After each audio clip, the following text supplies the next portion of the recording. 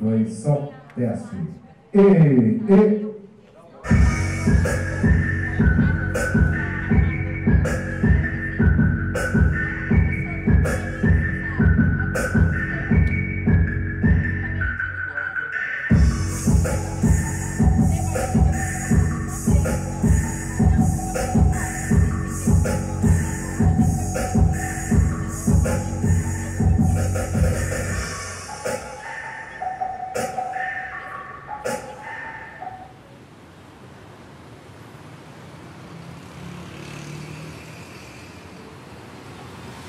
São Paulo sempre teve geração de espaços, gerações, né?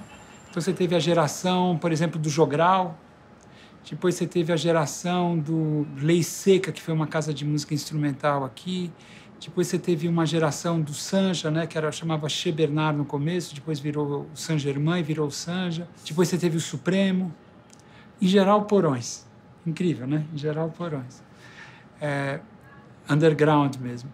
E depois veio a nova leva, assim, veio com a Casa de Francisca, né?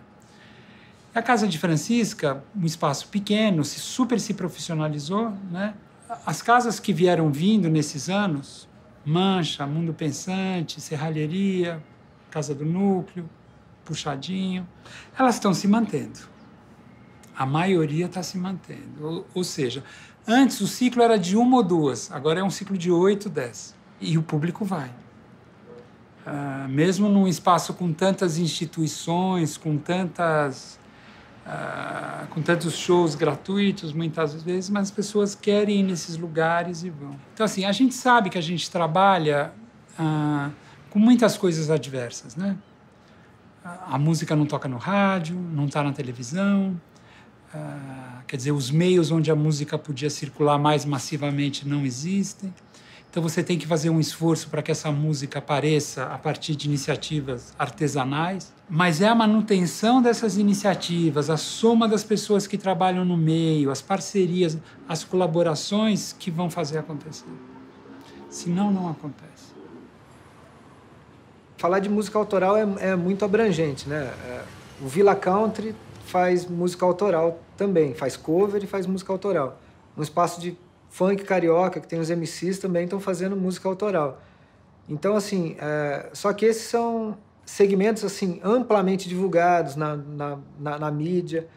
Tem muito espaço. Eu acho que depois que a indústria musical começou a perder força, as grandes gravadoras, acabou que os produtos foram ficando mais afunilados. Então, hoje em dia, tem poucos nichos, assim, que são produtos para vender na mídia. Porque, por exemplo, uma rádio hoje toca só 40 bandas no mês.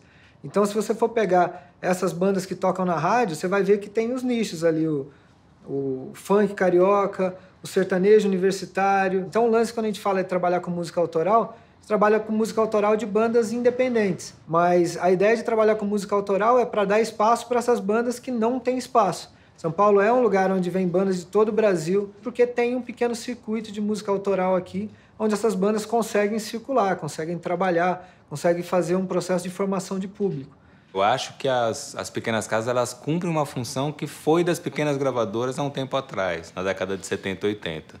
Porque era ali que era uma linha de Nirvana, por exemplo. Ele veio de um pequeno nicho, que foi para uma pequena gravadora e explodiu. E tantas outras experiências aqui no Brasil, inclusive. E neste momento, eu não acho só fundamental para a música, é fundamental para a cidade, né?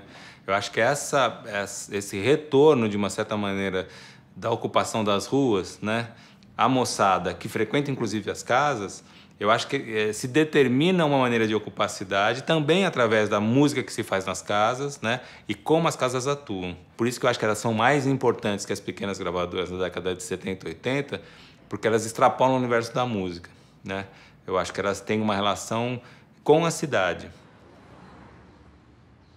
A ideia da casa ela surgiu fora de São Paulo, quando o meu parceiro, que é cofundador aqui da casa, ele estava morando na Espanha há cerca de uns 15 anos atrás, e eu fui visitá-lo, fui conhecer lá pela primeira vez, e na noite que eu cheguei lá, a cidade estava acontecendo de uma maneira muito incrível, assim, as pessoas convivendo e circulando à noite nos, enfim, espaços públicos. E foi um ambiente muito incrível que há uns 15 anos atrás em São Paulo não era tão comum. E aí a gente teve essa vontade, foi na primeira noite, assim, a gente falou assim, porra, por que a gente não faz uma coisa assim em São Paulo, né? Só que a gente não sabia o que era, mas a gente estava falando um pouco de uma vontade de ter uma cidade que a gente pudesse ter mais encontros e mais circulação, né? Mas a nossa motivação ainda não estava muito claro o que a gente iria poder oferecer, né? E a música era um ponto de partida, assim, né? A casa, ela meio que se formou naturalmente, não foi uma parada planejada. Eu nunca parei e organizei as ideias para falar, eu quero fazer um lugar assim, que aconteça isso, aquilo, outro. Eu vim para essa casa morar e ter um home studio, porque eu sempre toquei, sempre produzi música, gravei amigos e tal. E precisava de uma casa, então vim para um bairro que já é tradicionalmente boêmio, que é a Vila Madalena, um bairro relativamente barulhento e tal, que tem uma vida noturna, que tem galerias de arte, que tem, enfim, já respira isso. Peguei uma casa no meio do bairro para montar o meu home studio, gravar as minhas coisas, as coisas dos amigos e tentar girar nesse sentido, mas sem muita pretensão, assim como vários amigos que montam seu home studio. A partir daí, as coisas foram surgindo, assim, não teve um planejamento metódico e preciso, com uma direção, com um ponto final onde tinha que chegar. Estar fora do circuito, que todo mundo já esperava, né?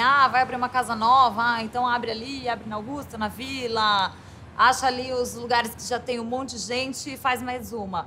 Isso foi uma coisa que eu pensei exatamente para sair dessa... não vamos nem chamar de concorrência, né? Porque, na verdade, está todo mundo junto ali e acaba trazendo público para todo mundo. Mas, para sair dali, ali já tem gente demais. Mas a gente ainda tem... até dos próprios clientes, às vezes eles falam, Cris, por que você fez isso aqui no Belenzinho? Por que você não foi fazer para o centro, que era muito melhor para você? Você ia ter um pessoal muito mais envolvido na sua proposta, mas aqui a gente tem também, e aos poucos essas pessoas estão chegando. Eu acho que a primeira questão que uma pessoa como nós pensa quando vai comprar uma casa, ou alugar no nosso caso, é a questão financeira. Pô, se ela tem 6 anos, a gente já, querendo ou não, já viveu uma especulação imobiliária, assim, dos lugares ficando caro, né? Então a gente procurou a Lapa primeiro, porque se tem essa tradição de falar, Barra Funda, Lapa... E talvez do outro lado, lá para a Zona Norte, né? É que aí já começa a ficar mais longe da nossa realidade, quando eu falo realidade, de onde a gente nasceu, né? E nesse circuito que a gente conhece musical, que na verdade representa muito pouco da cidade, mas é o lugar onde, quer bem, quer não, a gente trafega nele. Eram os bairros mais baratos. E também a gente sabe que quanto mais concentração de gente, residência, mais problemas com fiscalização você vai ter. E eu falo isso não porque a gente é contra a fiscalização, mas quando você escolhe esse lugar... É justamente isso que você sabe, porque para você poder legalizar a casa, para ter um tempo de paz, para ter o capital de giro, porque você não é um investidor, você precisa de um tempo, e um tempo em paz mesmo, para poder entender o que é ter uma casa. Porque quando você começa, não tem um manualzinho dizendo, primeiro fala com a subprefeitura e pede alvará tal, depois você fala com a vigilância e tal, mas tem um PSIL também tem que falar, mas tem a lei de acessibilidade também. Ou seja, você não tem muito claro como você abre um negócio desse, mesmo porque... Na legislação, a gente não está enquadrado como casa de show, a gente está enquadrado como rodeios ou grandes festivais. Você tem teatro, você tem galeria, você tem igreja e tal, mas casa de show de pequeno porte não existe na legislação.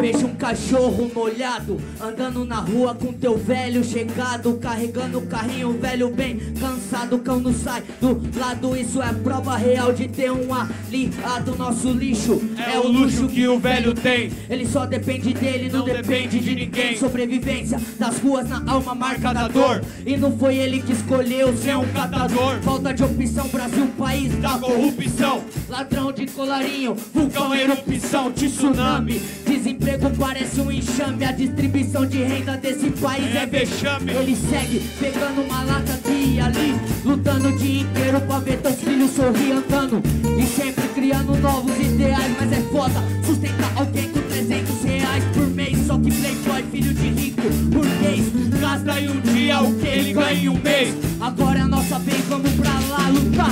Cada um faz sua parte, assim pode melhorar. Na casa faz 5 anos, né? O Espaço Geográfico trabalha música autoral há mais de 20. E a gente passou por um momento de rejuvenescimento do público, né? Nossos amigos de 5 anos atrás casaram, tiveram filho e não saem mais. E aí, ao mesmo tempo que esse público mudou, né? Esse público que era nossos amigos e tal, que eram consumidores fiéis de cultura, uma galera que vinha mesmo para ver o que estava no palco, eu acho que mudou um pouco isso. Às vezes tem uma puta atração aí e a galera tá lá fora, no fumódromo, não tá nem aí para quem tá aqui. Então esse rejuvenescimento de público, eu sinto que ele vem com uma falta de informação também.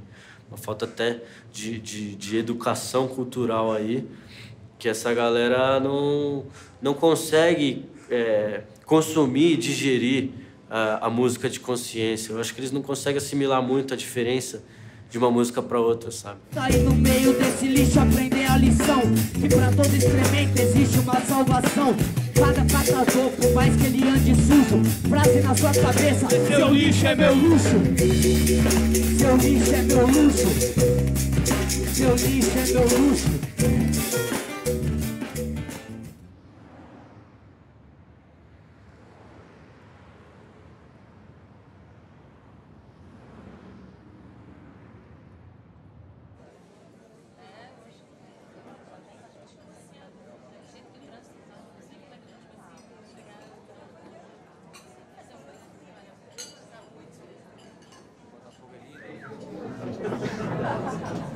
Olá, boa noite a todos. Boa noite, obrigado. Muito bem-vindos à menor casa de show de São Paulo.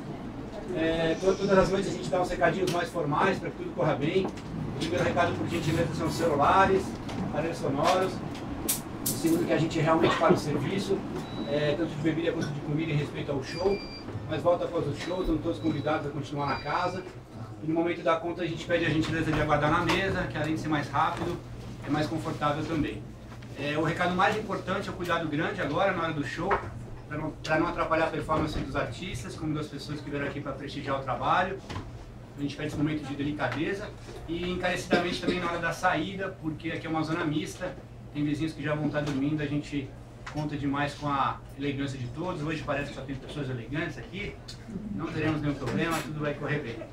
Essa história que a gente brinca, que é a menor casa de show de São Paulo, eu nem sei se é realmente, talvez seja mesmo, mas a gente não foi premeditado isso. O fato é que a casa é muito pequena e a gente, quando percebeu que a gente queria fazer shows aqui mesmo, e aí a gente viu que o lugar onde as pessoas mais gostavam de ficar era numa varandinha que tinha aqui, que dava direto para a rua, numa época que ainda se fumava, né, dentro dos lugares. Então a gente falou, pô, se aqui é o lugar que as pessoas mais gostam de ficar, é aqui que vai ter que ser o lugar da música, né? Porque no início, logo no começo, tinha música, mas as pessoas, por mais que estava muito próximo, ainda assim as pessoas não paravam para ouvir, continuavam, se sentiam no direito de continuar falando e não tinha muito cuidado com a música. E isso nos incomodou muito logo de cara. Aí que veio a ideia, não, peraí, é aqui o lugar que é mais legal da casa, então aqui vai ser o palco. Aí a gente fez um palco, começou a caracterizar mais como um show, mas ainda assim as pessoas tinham uma cultura muito de falar e de conversar e de não ter um cuidado, um respeito. Aí que veio a ideia de, bom, então acho que a gente vai ter que parar tudo, né? Vamos parar tudo para as pessoas entenderem que é show mesmo. Parece uma coisa simples, mas aí exige um ritualzinho meio chato, mas que a gente foi achando um jeito de fazer para chegar no momento do show e ter show mesmo, né?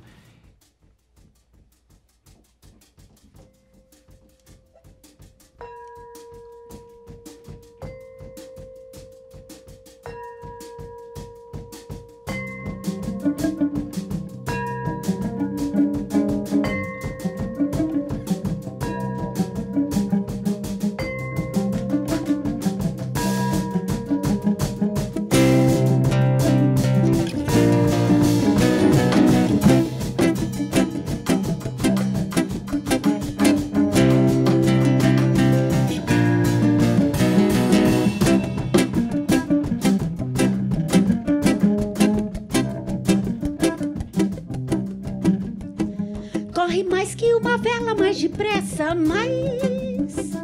ainda mais depressa do que o vento. Mais depressa.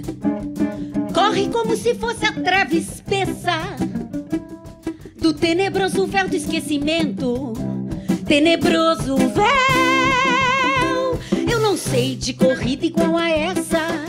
São anos e parece que é o momento. Eu não sei de corrida igual a essa. São anos e parece que é o momento. Corre! Não cessa de correr, não cessa. Corre! Não cessa de correr, não cessa. Corre mais do que a luz e o pensamento. É uma corrida doida, essa corrida doida. Mais furiosa do que a própria vida. Furiosa, mais veloz que as notícias infernais. Mais veloz que as notícias infernais. Corre mais fatalmente do que a sorte. Corre para a desgraça e para a morte. Mas eu queria que corresse mais.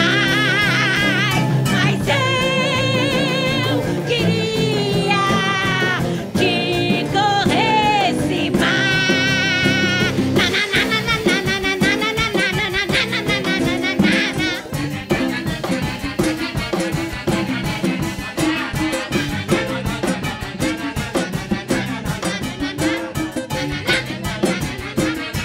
A gente caiu nesse bairro meio de paraquedas, assim, não era o bairro que a gente estava procurando, mas foi muito curioso, assim, acabou sendo muito interessante por vários motivos, né? O primeiro, por ser um bairro mais tradicional, assim, a gente acabou tendo que lidar com uma série de diferenças, assim, o que fez também com que a gente não caísse nos preconceitos em que muitas vezes a gente sofre, né? Então, mas no momento que a gente chegou, esse pedaço da rua ainda era muito provinciano, assim, era um pedaço que tinha uma série de casinhas e um comércio de muitos anos, tinha um armazém de mais de 60 anos, o borracheiro de mais de 70, o sapateiro aqui do lado que tem até hoje, o Genaro. E a gente foi vendo um clima muito familiar, assim, não era o que a gente estava imaginando, era um pedaço da rua ainda super bacana. A gente foi conhecendo uma série de pessoas, só que a gente também foi acompanhando o processo da rua sendo destruída, assim, né? A última foi a casa aqui do lado, que agora virou um prédio de não sei quantos mil andares aqui, que é descomunal a diferença entre o prédio e a casa, e tá grudado na casa, assim. Mas a gente, logo que abriu a casa, no primeiro dia da casa, a gente fez um convite e deixou em todos os prédios em volta, assim, para as pessoas, meio que convidando para elas virem na inauguração. Aí acho que vieram 3 vizinhos, acho. A gente lembro que gastou maior grana com os convites mó bonitos, assim. Deixou em tudo que é portaria e vieram 3, assim. E foi bem legal. Foi gostoso, foi divertido. E aí, aos poucos, as pessoas foram chegando. A gente nunca teve um segurança, a porta sempre ficou aberta. Então, é uma coisa das pessoas verem o que é isso. Aí vão entrando, parece uma casa de alguém. E o legal é que as pessoas se sentem à vontade aqui, porque tem um pouco... É a casa de Francisca, né? A primeira moradora da casa era a Francisca. A gente homenageou a Francisca e é um convite para se conhecer uma casa privada, mas que presta um serviço público, né? E que está aberta para a rua. Quem quiser entrar... O pró é que a gente está na Vila Madalena. É um bairro conhecido como... É uma área boêmia. Tem gente do mundo inteiro que vem para cá para conhecer a Vila Madalena, como vai conhecer o Sorro, como vai conhecer Shoreditch, em outras capitais do mundo. Assim, é uma área conhecida pelo entretenimento, pela noite. São Paulo, inclusive, é conhecida no mundo como uma das melhores noites, né? Night lives do mundo, assim.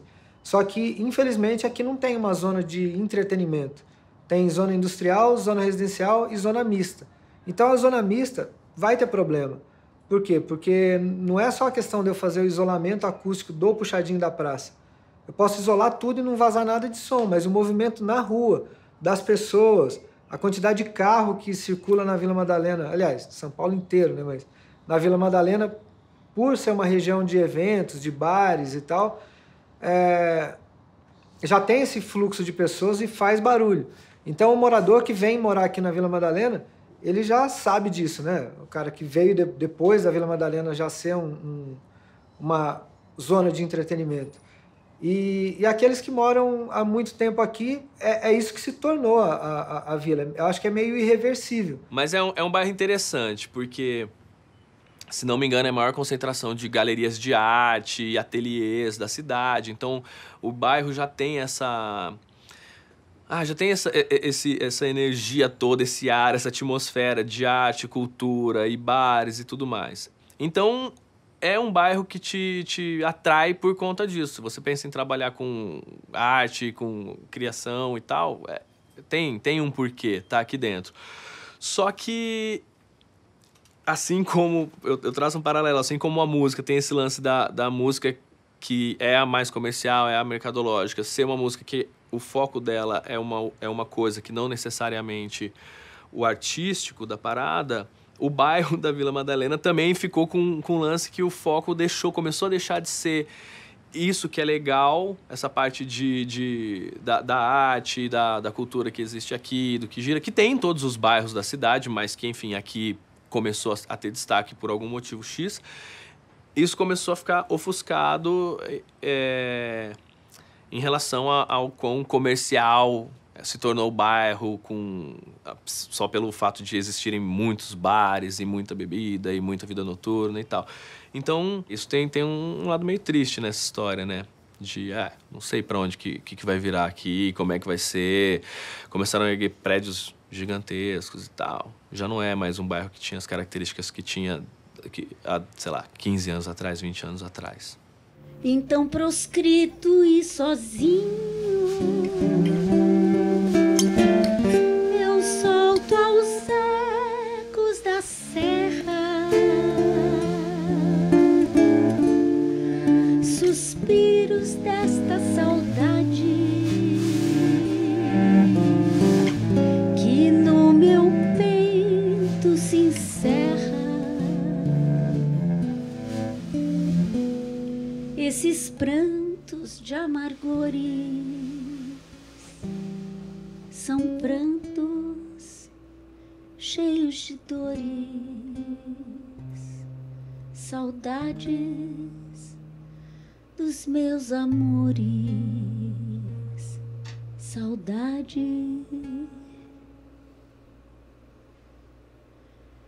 da minha terra, laraia, lara, laiara, lararaia, lara, laraia, laraia, lara, laia. A gente tem um processo de curadoria assim que ele abraça muitas vertentes assim, né? Tem uma diversidade estética muito grande, mas a gente tem um critério de comprometimento artístico que é o princípio das nossas escolhas, assim. Então, independente do gênero, a gente tenta avaliar os trabalhos que têm essa inquietação artística e que têm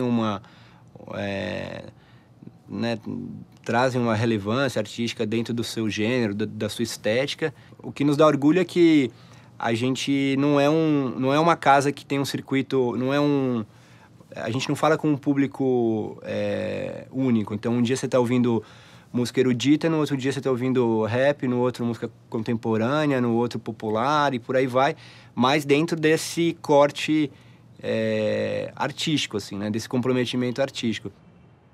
A casa, desde que ela começou, sempre foi um lugar onde você vinha tocar ou assistir um artista apresentando o seu próprio trabalho. É um artista que não tem ainda em alguns momentos até chegou a ter depois, enfim, mas é um artista que não se preocupa tanto com a visibilidade mercadológica dele. E depois de um tempo passando por isso, fazendo isso, eu percebi que existe um leque muito grande de artistas que trabalham fora das majors, fora da linha comercial, fora do eixo comercial da coisa, e que fazem esse trabalho sincero e que mexe contigo. E eu acho que isso é o que forma esse mercado independente de de artistas que estão muito mais ligados na concepção, na construção estética e de narrativa do que eles estão fazendo, do que efetivamente só olhar para o lado do mercado e do acesso e tal. E por conta disso, eu acho que a gente firmou talvez um estilo assim do que a gente faz, um carimbinho estético, sonoro e de postura. Tá, mas eles estão em que gênero musical? Em qualquer um. Eu posso fazer um show de samba, eu posso fazer um show de rap, eu posso fazer um show de rock, um show de MPB, um show de jazz, mas todos eles vão estar dentro desse espectro. Eu acho que não é uma aposta, né? É um desafio mesmo de dar continuidade na resistência da música não massificada, né? A gente preza muito pelo autoral, pela qualidade sonora, e encontra esses elementos muito no rap, com autenticidade, no jazz, no rock, no reggae. Satisfação, meu nome é de Mil Grau. Qual prazer mesmo estar aqui no Tupiniquim, certo? Nessa festa linda aí. Faz barulho pra casa Tupiniquim aí, família. Mundo novo, novo mundo. Tanto faz qual você vai escolher. Escolha o mais profundo. Cada obsessão exige muito da cabeça. Minha obsessão é Deus e acabar com o rap vagabundo. Desenvolver melhor conhecimento e vida. Entrar na porta estreita onde encontro saída de vida eterna. Me cobre com manto sagrado. Abençoa meu caminho, guia as minhas pernas.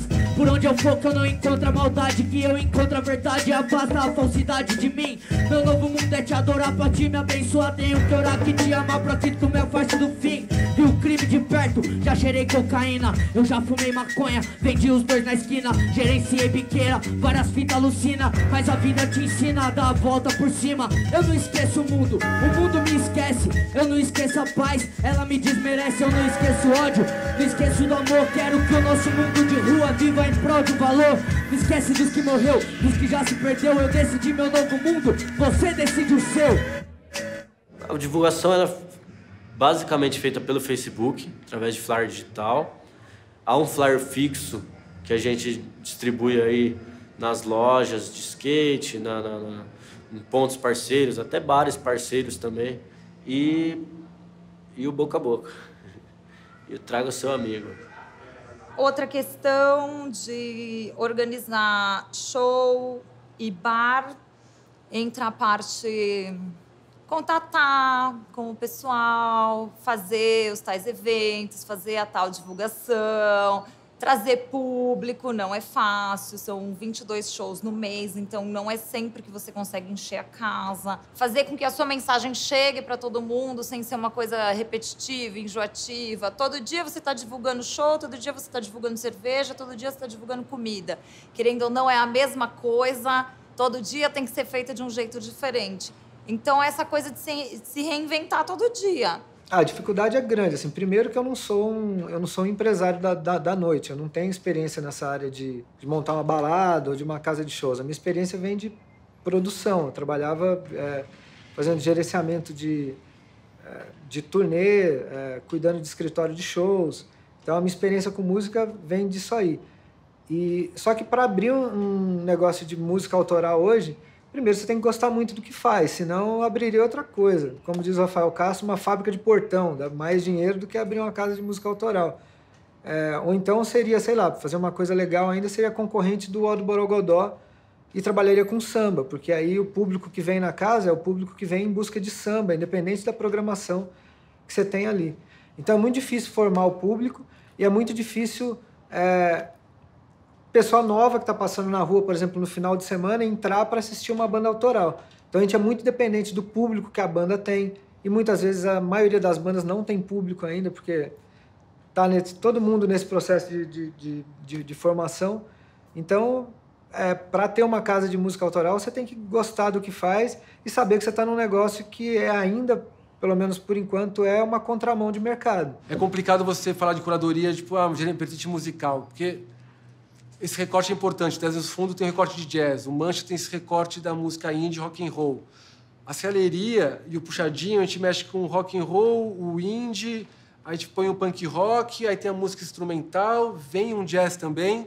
Isso às vezes é muito difícil você comunicar com o público, né? E também você abre o leque para o mundo. Então a gente recebe as propostas, elas vêm de todas essas vertentes musicais. E aí, hoje em dia, a nossa questão é como que você fala não para esses grupos? Como que você deixa na verdade, dar um feedback, porque justamente uma das nossas missões... Poxa, então a gente está aberto para novos grupos, né? Só que está aberto para novos grupos começa também a bater bem. Novos grupos, mas a gente tem que pagar os aluguéis. Eu estou falando não estou falando do lado do músico, estou falando do lado da casa. Então, como é que a gente consegue ter um ambiente para receber novos grupos, mas também pagar nossas contas? Então, acho que a curadoria tem que vir justamente nesse lado onde você deixa muito claro que, não, então, a casa vai nessa linha de programação. A gente vai atrás agora de grupos que a gente sabe que tem já um público cativo, que dá giro para a casa, que são importantes, que são grupos também que são muito interessantes ter na casa, porque eles fazem parte de um circuito maior, que é Sesc Festivais, mas eles também começam a ver que é importante estar nas pequenas casas. E também deixar, de alguma maneira, deixar claro para os pequenos grupos que a nossa escolha ou não por esses músicos tem justamente a ver com, acho que o pessoal sempre fala isso, né? Tipo, é horas de voo. Porque o que a gente mais recebe é, olha, estou lançando o meu primeiro disco e gostaria de tocar na serralheria. Aí, o que acontece? A primeira vez que você vê esse e-mail, fala, pô, legal, né? Primeiro disco, vamos fazer tal. Mas depois de 6 anos de funcionamento, você começa a ver que isso aí é um padrão. Eu tenho o primeiro disco e, às vezes, esse disco já é fomentado. Ou seja, não é denegrindo o músico que fez isso ou o corre dele, mas acho que entra justamente num paradoxo, não é de julgamento, tá, do grupo musical. É um paradoxo mesmo que a gente vive hoje em dia, que a produção está muito fácil, mas daí, bem, legal, fiz isso. Quem distribui? Tem um gargalo na distribuição. Quem divulga meu trabalho? Então, na verdade, você tem, um estouro da produção, mas os gargalos dão justamente aonde a indústria fonográfica funciona bem, aonde a televisão ainda sai ganhando, onde a rádio ainda sai ganhando, onde a cerveja sai ganhando, é que eles sabem distribuir. E as casas, elas são incapazes, pelo menos na estrutura que elas têm, de trazer um público para esses grupos. Então, eu acho que tem que também tirar um pouco desse mito de, não, a formação de público. Sim, a formação de público, porque isso aí é o nosso objeto, né? O nosso trabalho está por isso, estar aberto para isso. Mas se você pega mesmo os números da casa e como elas funcionam, tá faltando aí alguns personagens que uma casa não consegue manter. Casas que nem o Puxadinho tal, raramente tem um assessor de imprensa, raramente tem uma pessoa distribuindo o material ou indo atrás dos músicos. São os próprios donos fazendo tudo isso. Não é fácil encher um espaço pequeno. É tão difícil quanto encher um espaço grande. Porque o espaço grande ele já está dimensionado e a divulgação dele é principal. Uma coisa que a gente não se dá conta no dia a dia. A gente fala assim, claro, Paul McCartney vem ao Brasil, lota. Lota, por um preço incrível. Mas vê a propaganda que é feita. É o Paul McCartney, é Beatles. Mas nego põe cartaz na rua. Anúncio na televisão. Entendeu? É preparado para isso. Se você não tiver anúncio e cartaz... Então, além do cara ser conhecido, tem uma puta campanha. Ganhe ingresso tal, ligue para a rádio tal. Bombando. O nosso meio, para 70, 50, 100, 200, tem que fazer da sua dimensão uma coisa intensa. Para a gente fazer essa da sanfona, tá intenso. Se vier 50 pessoas, lindo, e tá intenso. É assim. Fala, puta esforço para 50 pessoas. Puta esforço para 50 pessoas. Bem-vindo. Bem-vindo ao mundo. Que onda quando vejo seu olhar, as lágrimas feito sal se esgotar no mar da paixão. O coração não pode navegar sozinho, feito um marinheiro louco a buscar. Sozinho, feito um marinheiro louco. Que onda, que onda, que onda que me dá o seu olhar.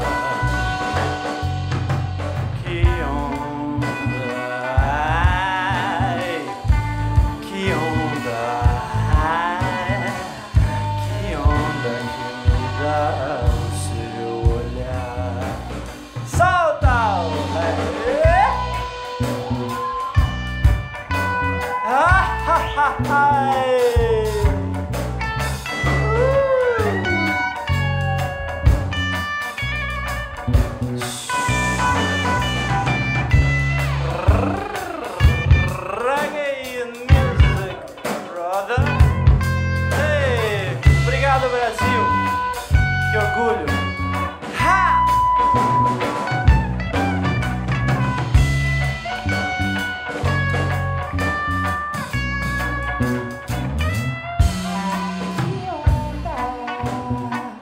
Quando vejo seu olhar, as lágrimas feito sal se esgotar no mar da paixão. O coração não pode navegar sozinho, feito marinheiro louco a custar. Sozinho, feito marinheiro louco. Que onda, que onda, que onda que dá o seu olhar. Que onda, que onda. Que onda que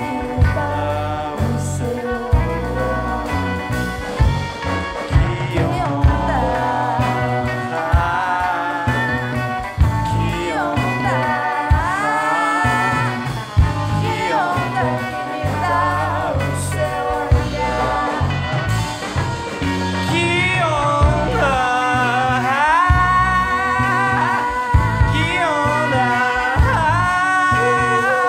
que onda que me dá o seu olhar.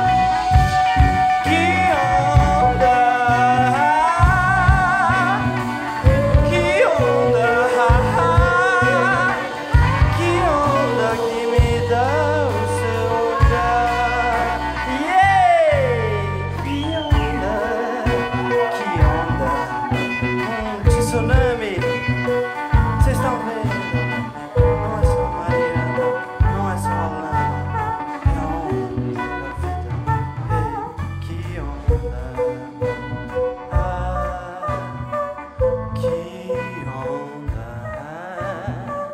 que onda que me dá o olhar da Luz Marina.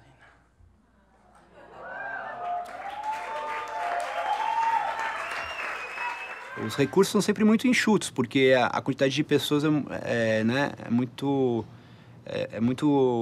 pequeno. E aqui tem uma questão que não é só o fato de ser pequeno, porque eu conheço um monte de lugares que é menor do que aqui, mas como a nossa proposta é um show, não tem giro, né? Então as pessoas vêm, tem todo o ritual de vir antes, de assistir o show, de ficar um pouco e de ir embora. Então o problema não é só ser pequeno, é você atender as 44 pessoas por noite e ponto, né? Então não é fácil, é um conceito que prioriza outras coisas, né? Não é um conceito comercial, né? Mas que nos traz uma série de outras vantagens, né? A partir do momento que a gente pode também experimentar um monte de coisas, já que o nosso compromisso não é visando a maneira de ganhar mais grana, assim, né? A gente tenta, com os, vamos dizer, recursos que a bilheteria ou o consumo da casa gera, a gente mantém a casa. Então, é uma coisa artesanal mesmo, um cuidado com todos os detalhes, assim, para manter o projeto e ir melhorando, assim. Desde o começo, como a casa começou de uma maneira completamente espontânea, de amigos vindo ver o que os outros amigos estavam fazendo, eu mantive ela basicamente assim o tempo inteiro. Eu nunca participei de nenhum edital, nunca tive nenhum patrocínio, nunca passei por nada disso, de apoio nesse sentido e tal. Basicamente, a casa funciona com o retorno que ela dá do que ela mesma faz. É isso, sempre foi isso. E o ano passado até, a gente fez um festival que foi exatamente nesse mesmo modelo. Foi um festival que rolou sem nenhum apoio, sem nenhum patrocínio, custeado única e exclusivamente pelo que ele conseguia fazer sozinho por ele mesmo. Eu acho extremamente importante as políticas públicas que existem, que fomentam, de certa forma, os trabalhos artísticos que é feito, seja com música, com teatro, com cinema e tal. Eu não tenho absolutamente nada contra, eu acho que tem que ter. Só que eu também acho que a gente não pode ficar refém desse modelo. Então, todo mundo me pergunta, mas por que você não tem patrocínio? Por que você não vai atrás disso, daquilo, outro?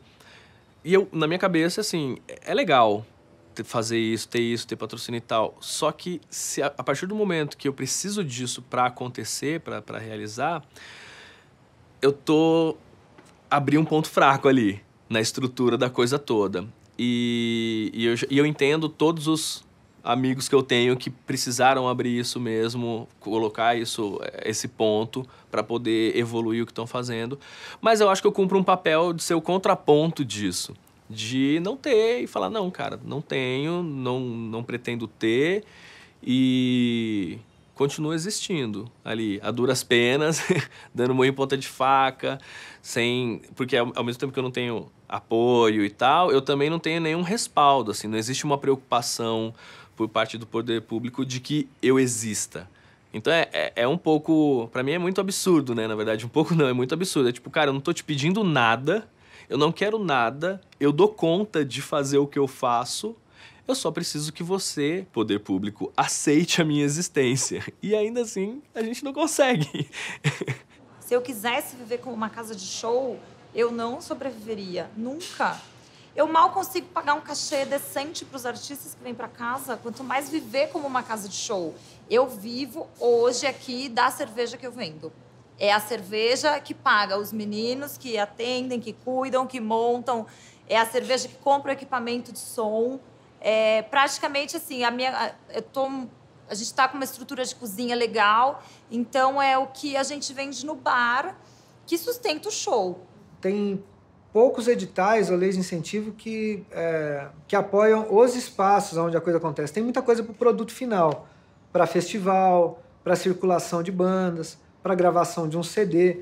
Então, assim, eu já vi vários prêmios aí, sei lá, 150, 200 mil para gravação de um CD. A gente vem se inscrevendo em projetos tem 3 anos e a gente não ganhou nada ainda. Ganhou agora o edital da Funarte. A gente ficou em terceiro na colocação nacional. São 7 premiados, a gente ficou em terceiro.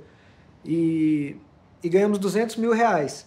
Saiu agora a comunicação oficial. A gente não sabe ainda quando vai receber esse dinheiro para fazer as coisas. Assim, esse edital foi para melhoria da casa. Então a gente colocou melhoria no equipamento de som, isolamento acústico, cachê para bandas, alguns shows. Eu tenho toda a lista ali do que a gente pediu para chegar a esses 200 mil reais.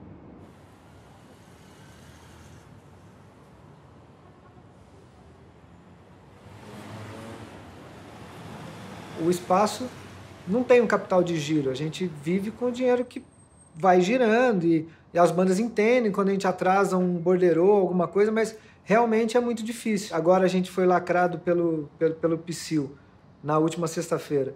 A gente perdeu o faturamento do final de semana, isso já atrapalhou o mês inteiro. Não vou conseguir pagar meu aluguel amanhã, eu não consigo pagar um monte de borderô atrasado da outra semana. Então, assim, cada noite que a gente abre, a gente tem um custo fixo. O segurança recebe, a hostess recebe, o técnico de som recebe, o barman recebe, a limpeza recebe, o gerente recebe, o produtor que trabalha durante o dia para fazer a produção de cada show desse que a gente marca tem uma pré-produção e tem uma pós-produção, tem um pagamento. Então eu tenho uma equipe grande trabalhando. E quando a gente não consegue se pagar com o custo da noite, eu tenho prejuízo, entendeu? A banda não ganha e a casa perde. Acho que o Psyll poderia apresentar um relatório anual. Ao invés de apresentar quantas casas eles lacraram, eles poderiam apresentar um relatório de quantas casas eles adequaram, sabe? Eles poderiam vir aqui prestar um serviço para a gente e falar, olha, você tem que adequar o seu fumódromo, você tem que colocar uma placa de estacionamento aqui na porta, a sua porta não pode ficar aberta depois da 1 da manhã, o seu segurança tem que ficar aqui do lado de fora para colocar o pessoal para dentro, só abre para entrar e sair e tal. Eu não tinha essa informação. Para mim, eu estava adequado. Lógico, não sou nenhum anarquista. Eu acho que tem que ter lei para tudo e eu quero respeitar, eu quero me enquadrar. Mas, infelizmente, a forma que eu abri esse espaço, eu não sou nenhum milionário que veio aqui e abriu um espaço e já adequou e tem condição de fazer tudo. Não, acho que tinha que Na verdade, os entusiastas da música e da cultura, se for olhar, não são mega empresários com muito dinheiro.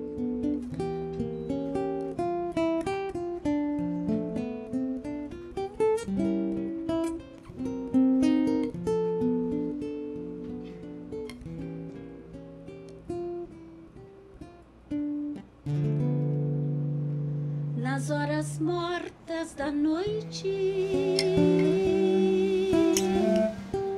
como é doce o meditar, quando as estrelas cintilam nas ondas quietas do mar, quando a lua majestosa surgindo linda e formosa, como donzela vaidosa, nas águas vai se mirar, laraia, lara, laia, lara.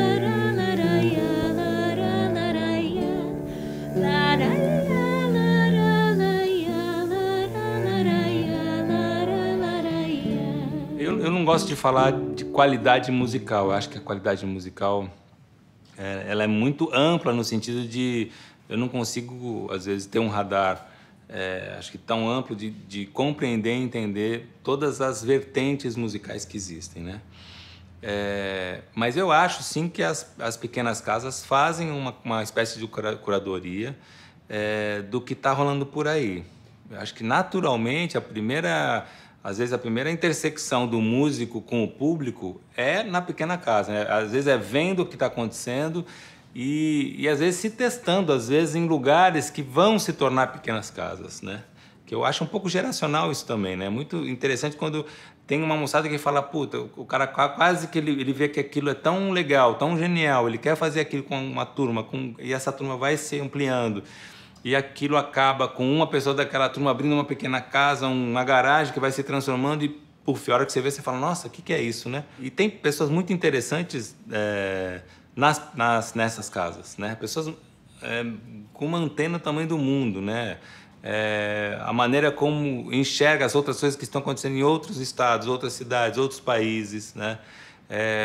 O cuidado com a elaboração, às vezes a maneira desburocratizada como as pessoas enxergam essa relação com a música, né? As instituições maiores, elas são mais lentas, necessariamente são mais lentas, pelo tamanho, pela estruturação da instituição, né? As pequenas casas são muito mais ágeis, né? E eu acho que são muito mais ágeis de captação do que está no ar também, né? E eu gosto de pensar assim, né? Eu gosto de pensar que as pequenas casas têm essa fundamentação. Eu acho que sem esse tipo de negócio, né? Esse tipo de paixão, esse tipo de estrutura, a música perde muito, e a cidade também. A gente está vivendo também um momento muito de coletivos, né? Que eu acho muito saudável. Qual é o desafio do coletivo? O mesmo da gente aqui. Começar é fácil, entre aspas. Claro que exige paixão, exige esforço. Tal. Manter é que é o difícil. E manter vivo, com qualidade, com a mesma semente do começo, eu sinto que é o mais difícil. E é isso que vai fazer vingar. Muito obrigado. Meu nome é Rafael Arcanjo. O disco tá aqui pra vender. Quem quiser comprar, vai ajudar ao verde nascer. Isso é o meu compromisso. Um beijo pra vocês. Até a próxima, se Deus quiser. Zé Moreira, Zé Moreira, Zé Moreira, vai à feira. Fernanda Zebini, aqui com o cenário, junto com Luz Marina. Muito obrigado, meu amor. Aos camaradas todos que estão aí, que vieram vibrando, que estão ajudando, todos vocês aqui dentro. Valeu. Sempre, e sempre, e sim, e sempre, e sim, sempre. Zé Moreira, Zé Moreira, Zé Moreira.